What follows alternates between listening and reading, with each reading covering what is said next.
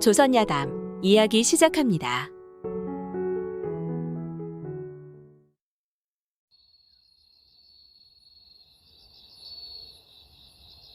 옛날 옛적 어느 시골 산중에 귀틀집 두 채가 있었는데 앞집에는 김서방이 살고 뒷집에는 박서방이 살고 있었습니다. 깊은 산중에 두 집이 앞뒤로 살고 있으니 자연스럽게 농사도 함께 짓고 산나물을 뜯어와도 내 것 따로 없이 나누어 먹으며 친형제처럼 사이좋게 지냈지요. 게다가 두 집 부인들이 한나란 씨의 잉태까지 하게 되니 김서방과 박서방은 기뻐 어쩔 줄을 몰랐습니다. 하루는 김서방이 박서방을 찾아와 싱글벙글 웃으며 물었습니다. 형님, 내가 생각한 게 하나 있는데 들어주시겠소? 들으나 마나일세.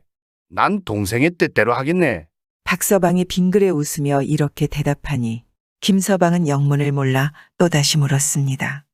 아니, 벙어리 속은 난 어미도 모른다는데 형님은 제가 무슨 말을 할지도 모르면서 내 뜻대로 하겠다니 그게 무슨 말이시오?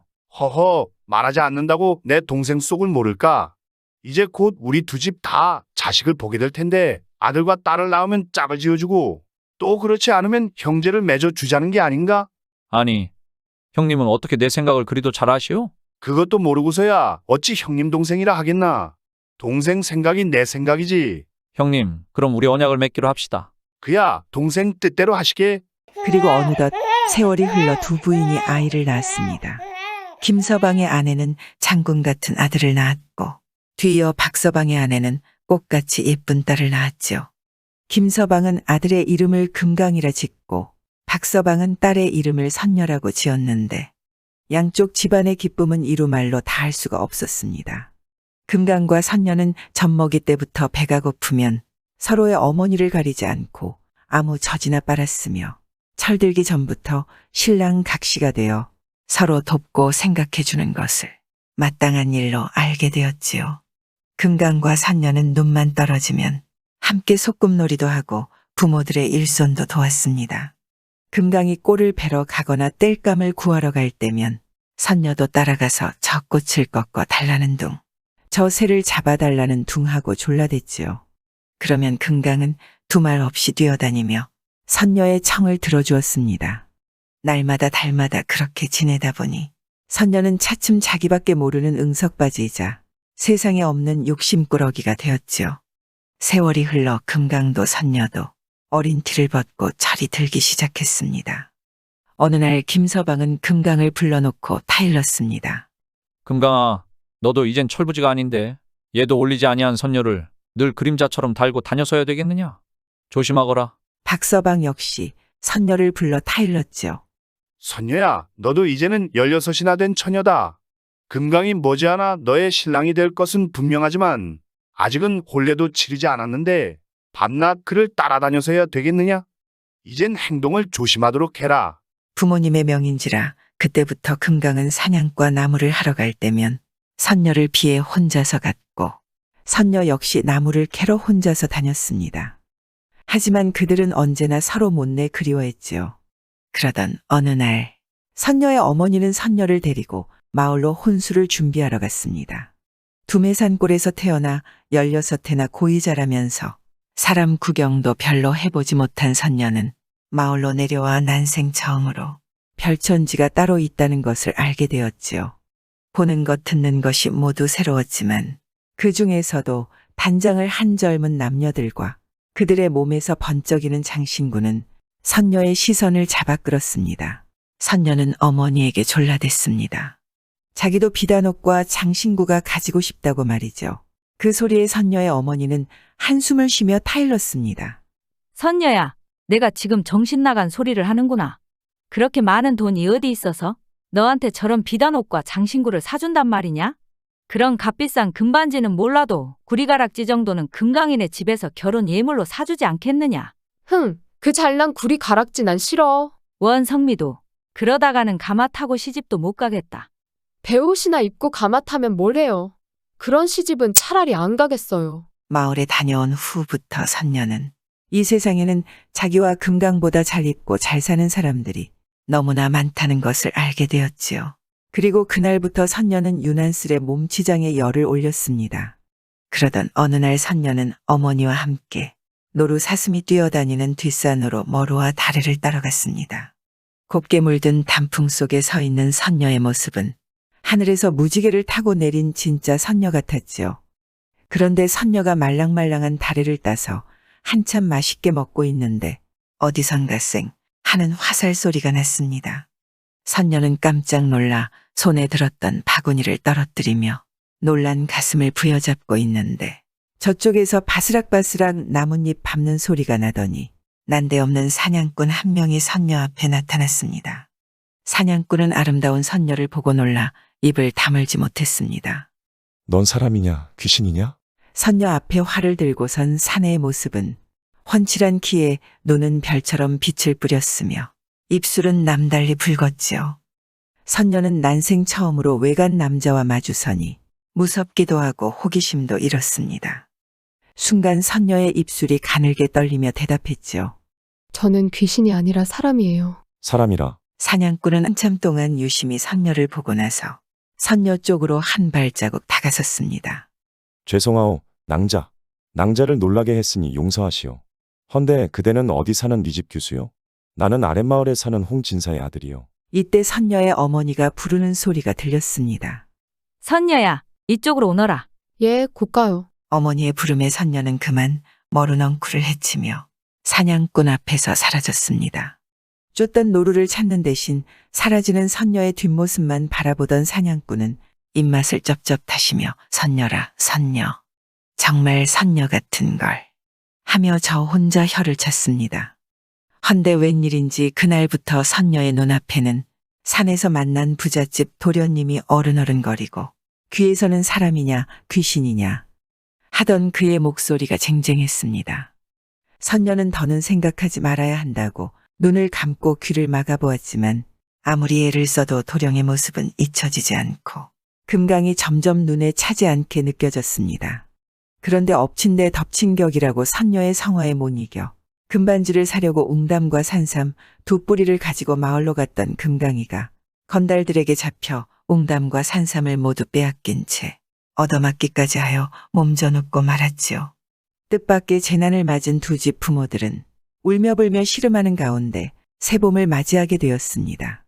한숨으로 세월을 보내던 선녀가 하루는 아지랑이 피는 뒷산으로 삼나무를 뜯으러 갔지요. 선녀는 잠시나마 그윽한 봄 향기에 취하여 시름을 잊고 꽃 사이를 날아다니는 나비를 쫓아다녔습니다. 그런데 때마침 홍진사의 아들이 의젓한 차림을 하고 나타나 선녀의 앞을 가로막아 서는 게 아니겠습니까? 아니 왜 이러시옵니까? 죄송하오, 낭자. 홍진사의 아들은 선녀 앞에 무릎을 꿇었습니다. 그러자 선녀는 자기도 모르게 그를 붙잡고는 어서 일어나라며 어쩔 줄을 몰라 했지요. 낭자, 부디 내 말 좀 들어주시오. 지난번 사냥을 나왔다가 낭자를 본 후로 자나깨나 낭자의 아름다운 모습이 눈에 어른거리고 그 고운 목소리가 귀에 쟁쟁하여 벌써 석 달이나 낭자를 찾아 헤맸소이다. 헌데 오늘 드디어 하늘이 내 마음을 알아주어 이렇게 선녀낭자를 만나게 해주었나 보. 부디 내 마음을 받아주시오. 도령은 이내 비단 보자기를 풀어헤쳐 비단옷과 꽃신, 거울과 화장품을 내놓고는 반짝이는 금반지를 꺼내어 두 손으로 선녀에게 바쳤습니다. 금반지. 견물생심이라고 선녀는 금반지를 보자 저도 모르게 탄성이 나왔지요. 오늘 낭자와 이렇게 만나게 된 것만으로도 너무나 감격스럽소. 서슴지 말고 어서 받아주시오. 아니되옵니다. 전 이미 정해진 혼처가 있사옵니다. 낭자, 그 사실은 나도 다 알고 있소이다. 하지만 어찌 부모님들이 취중의 한 약속을 믿고 천금 같은 선녀 낭자의 몸을 금강이 같은 가난한 농군에게 맡겨야 되겠소? 내 자랑이 아니라 우리 집을 볼 것 같으면 고을에서 첫째 가는 갑부라 돈이 아쉽겠소? 쌀이 아쉽겠소? 옷이 아쉽겠소? 선녀 낭자가 우리 집으로 시집만 온다면 한평생 호강할 테니 잘 생각해 보시오. 도령의 말에 선녀의 마음은 갈대와 같이 흔들거리다 못해 이미 누워 있었죠. 비천한 소녀에겐 그런 복이 없는 줄 아옵니다. 선녀 낭자, 그렇지 않소. 사람이란 마음 한번 먹기에 따라 복이 생기기도 하고 하루아침에 신세도 고칠 수 있는 법이요. 선녀는 약해지는 마음을 다잡으며 일부러 싫은 척을 하며 돌아서 갔습니다. 이에 마음이 다급해진 도령은 뒤에서 소리쳤지요. 선녀 낭자, 이 물건은 낭자의 거신이 여기다 두고 가겠소. 등 뒤에서 소리치는 도령의 목소리는 선녀의 귀에 쟁쟁하고 또렷하게 들려왔습니다. 아픈 몸을 지팡이에 의지하고 뜰악에서 산책을 하고 있던 금강은 숨이 차서 헐떡거리며 달려오는 선녀를 보자 무슨 일이라도 있는 줄 알고 다급히 물었습니다. 선녀야, 무슨 일이야? 혼자 산에 갔다가 범이라도 만난 거니? 선녀는 금방 귀밑이 빨개졌지요. 너 몹시 놀란 모양이로구나? 아니, 아무것도 아니야. 선녀는 새초롬해져서는 더 이상 금강을 상대하지 않고 자기 집 쪽으로 달려갔습니다. 날이 갈수록 점점 멀어져만 가는 선녀의 뒷모습을 바라보며 금강은 저도 모르게 고개를 절레절레 흔들었죠. 점심을 먹는 둥 마는 둥 한 선녀는 골방에 홀로 앉아 오만 가지 잡생각을 하고 있었죠. 선녀의 귓전에는 홍진사의 아들이 비단옷과 금반지를 두고 가겠다던 말이 내내 맴돌았습니다. 정말 그 금반지와 비단옷들을 두고 갔을까? 정말 나를 주려고 가지고 왔을까? 그새 누가 가져가지는 않았을까? 선녀는 앉아있을 수가 없었습니다. 선녀는 나무를 캐러 간다는 핑계를 대고는 바구니를 집어들고 또다시 집을 나섰죠. 집을 나선 선녀는 누가 볼까 급히 산으로 달려갔습니다. 산으로 가보니 과연 도령이 가지고 왔던 물건들은 그대로 나무 밑에 있었죠. 금반지는 반짝반짝 빛이 났고 꿈에도 입어보지 못한 비단옷은 눈이 부시도록 환하게 선녀의 눈으로 들어왔습니다. 선녀는 누가 빼앗아가기라도 할까 그것들을 품에 끌어안았죠. 그리곤 도령의 모습이 눈앞에 선이 나타났습니다. 어쩌면 이렇게 고마울 때가. 도련님은 이토록 귀중한 물건을 정말 나한테 주고 갔구나. 선녀는 누가 보지나 않을까 하여 사방을 두리번거리며 살폈습니다. 산속에는 새우는 소리와 벌레 소리뿐 사람이라고는 없었지요. 선녀는 꿈에라도 껴보고 싶어 하던 반짝이는 금반지를 끼니 포동포동한 손이 한결 더 고와 보였습니다. 선녀는 보따리를 산속에 바위 밑에 숨기고 금반지는 손에 꼭 쥐고 산을 내려왔지요. 그날 이후로 선녀는 밤이면 남몰래 금반지를 끼고는 도령을 생각하다 잠이 들곤 했습니다. 그러던 어느 날이었습니다. 숲속의 나무 뒤에서 선녀의 일거일동을 지켜보던 홍진사의 아들은 이때다 생각하고 미리 준비해둔 가마를 가지고 선녀 앞에 불쑥 나타났습니다.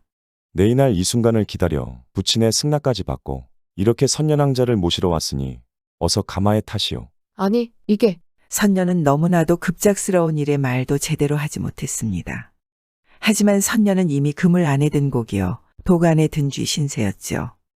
홍진사의 아들은 선녀가 어떻게 하든 관계치 않고 그녀를 번쩍 들어안아 억지로 가마 안에 쳐넣고 가마꾼들에게 불같은 명을 내렸습니다. 어서 모셔라. 이렇게 선녀는 홍진사 아들의 손에 걸려들고 말았습니다. 선녀를 태운 가마는 마을에 당도했지요.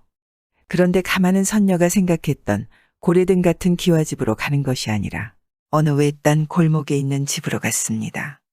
선녀는 그제야 자신이 속았다는 것을 눈치채고 발버둥을 치며 어서 집으로 보내달라고 울고불고 빌었지만 소귀의 경일기로 아무런 소용이 없었습니다. 홍진사의 아들은 힘께나 쓰는 장정 두 사람을 시켜 선녀를 지키게 하고는 어디론가 가버렸죠. 그렇게 며칠이 지나 선녀가 울다 지쳐 처량한 모습으로 있자니 술에 만취한 홍진사의 아들이 와서는 선녀에게 달려들어 농락을 하려 하였습니다. 잔뜩 겁에 질린 선녀가 오들오들 떨고 있는데 순간 웬 요염하게 생긴 여자 하나가 갑자기 성난 호랑이처럼 눈에 불을 켜고 뛰어들었습니다. 흥, 잘들 놀아나는구나. 여기와 딴짓을 하고 있으면서 뭐가 어쩌고 저째? 사냥을 다닌다고. 그래, 사냥이란 게 바로 이 계집 사냥이었더냐? 누굴 속이려 들어. 그 요염한 여인은 다름 아닌 홍진사의 며느리였지요. 여인은 화가 나서 씩씩거리며 남편의 멱살을 잡더니만 신을 벗어쥐고 남편의 뺨을 사정없이 후려쳤습니다. 그러고도 성이 차지 않았는지 여인은 한쪽에서 벌벌 떨고 있는 선녀에게 달려들었죠. 요 못된 년아, 내 내년에 상판대기를 그냥 둘 줄 아느냐? 여인은 이를 악물고는 선녀의 고운 얼굴을 사정없이 때렸습니다. 선녀의 고운 얼굴은 입술이 터지고 유혈이 낭자하여 말이 아니었죠.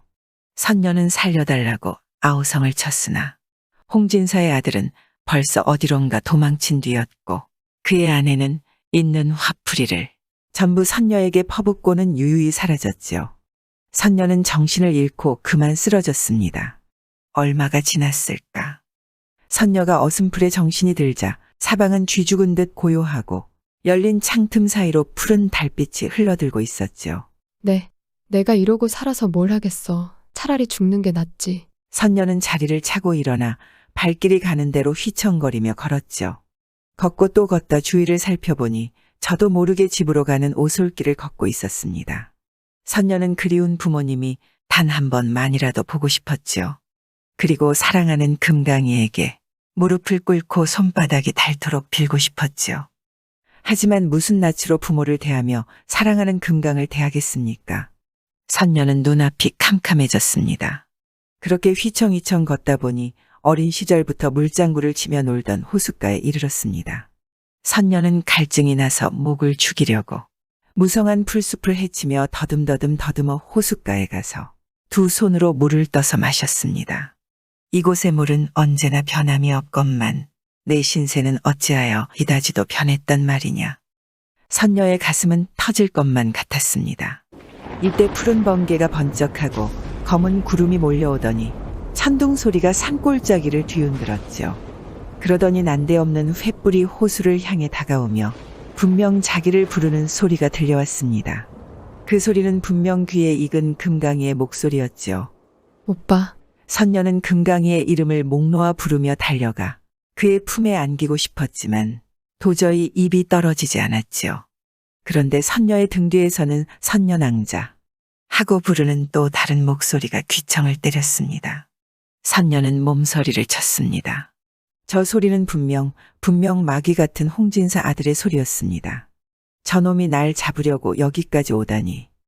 선녀는 마수의 아가리에서 벗어나려고 금강을 부르며 정신없이 달리다가 그만 풍덩하고 호수에 빠지고 말았습니다. 번개가 번쩍하고 넓은 하늘을 가르더니 이윽고 천둥 소리가 무섭게 울렸습니다. 선녀의 목소리는 모기 소리보다도 작았는데 그것마저도 무서운 천둥 소리가 삼켜버려 금강은 선녀의 소리를 들을 수 없었습니다. 선녀는 애타게 금강을 불렀습니다. 선녀를 부르며 호숫가로 달려오던 금강은 선녀가 부르는 소리 대신 선녀낭자하고 선녀를 부르는 소리를 듣고 깜짝 놀라 그 자리에 박힌 듯 멈춰 섰습니다. 금강은 자기의 귀를 의심했습니다. 메아리인가? 나 말고 선녀를 찾는 사람이 또 있단 말인가? 그때 번갯불이 번쩍하는 순간 앞을 내다보니 웬 사람이 서 있는 것이었습니다. 걔 누구요? 넌 대체 웬 놈이냐? 난데없이 안사나이가 금강의 앞을 막아서더니 횃불에 비친 금강의 얼굴을 알아보았습니다. 그는 씩씩거리며 금강에게 다가섰습니다. 옳지. 내 놈이 선녀를 숨겨두었나? 금강은 영문을 몰라 뒤로 물러서며 물었습니다. 여보시오, 당신은 대체 누구신데 나더러 선녀를 숨겼다 하는 거요? 흥, 시치미 떼지 말고 어서 내 아내를 내놓아라. 대체 누가 당신의 아내란 말이오? 누구긴? 바로 선녀가 내 아내다. 왜? 뭐요? 그럼 지금 선녀는 어디 있어? 이놈이 그걸 지금 나한테 묻는 거냐? 숨긴 내 놈이 더 잘 알고 아니냐? 허허. 금강은 너무도 기가 막히고 어이가 없어 미친 사람과 쓸데없는 말 씨름을 한 듯하여 허무한 웃음을 터뜨리고 말았죠. 이놈 봐라. 홍진사의 아들은 주먹을 불끈 쥐고 횃불 앞으로 다가섰습니다. 순간 그의 얼굴을 똑똑히 본 금강의 얼굴은 일그러지며 굳어졌죠. 금강의 눈썹은 솔잎처럼 일어섰고 눈에서는 번개가 일었습니다. 금강은 이가 부서지도록 뿌드득 소리를 내며 갈았죠. 금강의 앞을 막아선 사람은 다름 아닌 자기한테서 웅담과 산삼을 빼앗고는 건달들과 함께 자기를 죽이려고 달려들었던 홍진사의 아들이었습니다. 원수는 외나무다리에서 만난다더니 내 이놈 잘 걸렸다. 순간 범같이 성난 금강의 주먹이 홍진사 아들의 얼굴에 날아들었습니다. 그러자 머리를 감싸준 채 사람 살리라고 비명을 지르며 냈다 도망치던 홍진사의 아들은 허옇게 보이는 것이 길인 줄 알고 그만 호수로 뛰어들고 말았습니다. 그는 진흙탕 속에 빠져 눈과 코며 입을 틀어막은 채 말 한마디도 못하고 물귀신이 되고 말았습니다. 그 순간 세상 오물을 쓸어버리듯 억수 같은 소나기가 퍼붓기 시작했죠. 그렇게 선녀와 홍진사의 아들은 숲속 호수에 빠져 생명을 잃고 말았습니다. 선녀가 죽은 지도 보름이 지나서도 횃불을 켜들고 밤을 새며 산과들로 선녀를 찾아다니던 금강은 선녀의 마음이 변하지 않았을 것이라고 굳게 믿고 끊임없이 찾아다니다가 마침내 이 세상을 하직하고 말았습니다. 금강의 부모들은 한 달 동안이나 사방으로 금강을 찾아다녔으나 금강은 그림자도 보이지 않았지요. 금강의 부모들이 맥없이 돌아서는데 나뭇가지 사이로 파란 불이 숨바꼭질을 하고 있는 것이 보였습니다. 부모는 그것이 금강의 횃불이라고 생각하고 쫓아갔지만 그 파란 불은 한들한들 더 멀리로 사라졌죠. 금강의 어머니는 너무나도 안타까워 발을 구르고 손뼉을 치며 소리쳤습니다. 예, 금강아, 이젠 그만 찾고 돌아오너라. 그랬더니 신기하게도 그 불은 가까이 날아왔습니다. 그제야 그걸 붙잡아 손바닥 위에 놓고 자세히 살펴보니 생긴 것은 벌레처럼 생겼는데 꽁무니에는 파란 불을 달고 있었습니다. 벌레를 놓아주자 그 벌레는 파란 불을 켜고 날아갔습니다. 부모는 너무 아쉬워 다시 손뼉을 쳐서 불렀더니 그 벌레는 손뼉 소리를 듣고 다시 날아왔습니다. 부모들은 이 벌레를 보고 틀림없이 금강이 죽은 혼 이 벌레로 변하여 불을 켜고 선녀를 찾아다니는 거라고 생각했습니다. 그리하여 그들은 그 벌레를 불쌍히 여겨 놓아주고는 반짝반짝이며 날아다니는 불이라 해서 이 벌레를 반딧불이라고 불렀다는 얘기가 전해지고 있습니다. 구독과 좋아요와 함께 오늘도 좋은 날 되세요.